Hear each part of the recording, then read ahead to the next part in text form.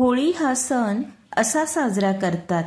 या दिवशी अंगणातील थोडी जागा सारवून त्याभोवती रांगोळी काढून मध्यभागी शेणाच्या गोवऱ्या, त्यात एरंडाची फांदी ठेवतात।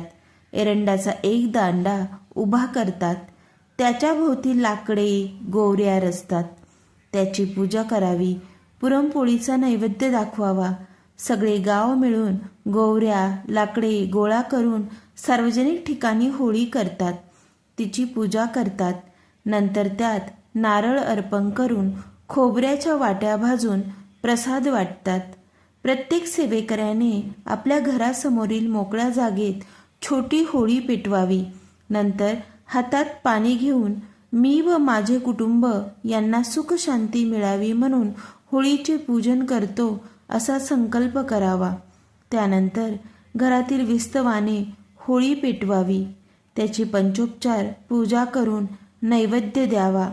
तसेच घरात उपद्रव देणाऱ्या कीटकांच्या कणकेच्या आकृत्या करून त्या होळीत टाकाव्यात, म्हणजेच जीवाणू नष्ट होतात। होळीला 3 प्रदक्षिणा घालाव्या। होळी या सणाच्या निमित्ताने मनुष्याने आपल्या अंगी असलेले वैगुण्य, दोष, प्रवृत्ती यांची होळी करावी। संपूर्ण वर्षाच्या शेवटी या सर्व गोष्टी सोडून द्याव्यात। हाच या सणाचा खरा उद्देश आहे। वटसावित्री, नागपंचमी, हरितालिका हे जसे स्त्रियांचे सण आहेत, त्याचप्रमाणे होळी हा पुरुषांचा सण आहे। जुने जाऊ द्या मरणा लागुनी, जाळुनी किंवा पुरून टाका, असे केशवसुतांनी म्हटले आहे। 5 दिवस हा सण साजरा केला जातो। दुसऱ्या दिवशी धुलिवंदन साजरा करतात, तर 5व्या दिवशी रंगपंचमीला सर्वांशी वैमनस्य सोडून देऊन प्रसन्नतेचे रंग उधळायचे असतात।